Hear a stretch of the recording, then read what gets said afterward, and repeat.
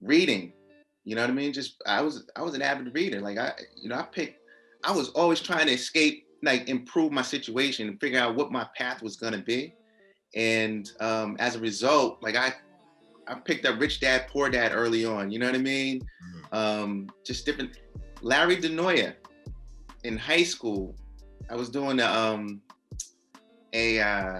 it was like a internship, and Larry DeNoia gave me this book. As soon as I got there, like Caucasian gentleman, no relationship, but he was like, doing something out of, service, and it impacted me. He had a finance and accounting firm in my town, right?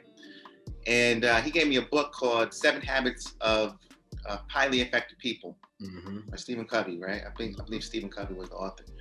And at that age, I was just like, cool. But then I read it, and it was just like, it helped me. I kind of incorporated that into my daily, regimens. You know what I mean? And that kind of helped propel me. But someone that took a step out and said, "Yo, here, young man, here, check this out. Read this book." I took the liberty to actually read that book and pull some gems from there. So just little people throughout my life were impacting me, and then I kind of just was able to incorporate that into me and become the next level that I am. Absolutely, absolutely. If you can give us maybe two things from each book that you learned from Seven Habits of Highly Effective People and also from Rich Dad Poor Dad, what would like two things you got from that you could help someone today to steer someone in the direction of reading those books? And the author name is Stephen Covey. You are absolutely correct. Okay.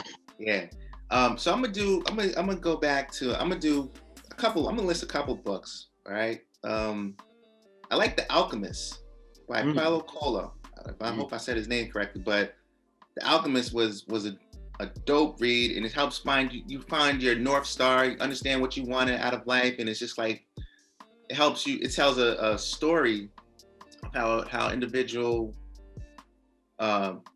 came to find out his true calling, or what he needs to do in life, and gave some guidance. And I think I pulled from that, like just finding your true North Star, and then doing activities that kind of lead you towards that direction. If it's not, you got two choices in life, right? You got a choice A, a choice B, and are actually any of these choices going to bring you closer to your North Star?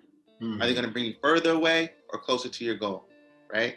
And so I use that binary kind of concept, like when I'm faced with critical choices or choices. Do I invest in here, or do I put money on a Gucci bag for something more? Buy a material good. Is that going to bring me closer to my financial goals? What is it going to do for me, right? So I'm gonna pass there and put that money to work for me. You know what I mean? So Alchemist, The Richest Man in Babylon. Okay, I don't know if you guys are familiar with that book. Klassen, I want to say. Klassen is his last name, the author of that. Great fundamental principles of building wealth, bro. You know what I mean? So kids, whoever, check those books out. Richest Man in Babylon. Basically, pay yourself first, okay? Pay yourself first, a minimum of 10%, okay? And live off the, then you put money towards your household and all this other stuff, and renegotiate your debts. You always pay your debts, but you negotiate and pay, what makes sense. And then eventually you get out of that debt. Stay away from debt if you can. You know what I mean? That's one thing I would tell. Debt is bondage.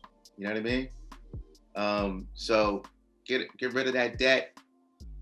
Invest, and that's pretty much talking about the foundation of building wealth, generational wealth, in Richest Man in Babylon.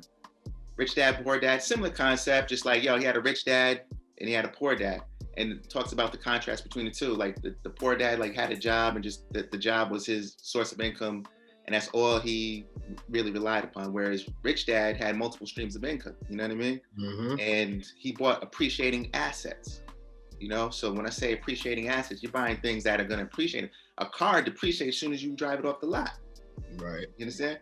So I'll give you a case in point. Like me, I came out here in LA. I was on the scene. I had like the fly Range Rover, all that stuff. like my company was paying for it and you know, cash flowing it, but then when that went away, like I could have have a fly car right now, right? Whatever these, you know, whatever you could imagine and dream of, right?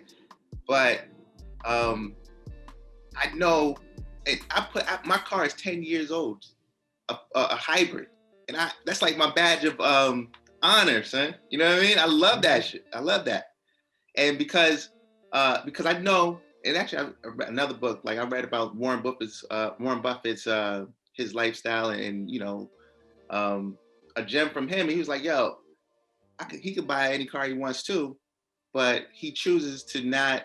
He knows what he could do with that money in the market. So that $100,000 vehicle that I'm plopping down, I'm paying monthly on or whatever, I know what I could do with that money in the market, personally. You know what I'm saying? Like, and that's why I want to encourage a lot of us to understand the basic principles, financial principles of investing in the stock market. It's a powerful tool that people have been using for generations, and we've always been intimidated. It's scary, the jargon, it's risky, it's rigged. No, bro. Like I'm a living example. Like I'm not rich and can retire tomorrow, but you can see where I started from and the tools that I've been using to help me get to a better place. You dig what I'm saying? So I think I went on a tangent, but that's something that's really near and dear to my heart. No. Like, It's very important. If it's near and dear to your heart and it grew you as a person, we want to know about it so we can apply it to our lives and take the pieces just like you took from your friends, just like you took from Al Bush.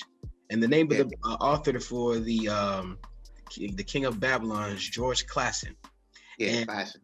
And I want to encourage everybody to read. It's absolutely fundamental, of course, the cliche thing to say, but you can also take pieces and create yourself. And that still makes you authentic, 1000%. We appreciate you dropping this book on us. You hear so many people talk about the 7 things highly effective people and Rich Dad, Poor Dad. It's like a thing going around. You hear the Alchemist book go around. So you want to get these basic tools of knowledge of communication. So when you run into people like yourself and you're wealth building and you're building like mentally and talking, you're open and receptive to the conversation of communication.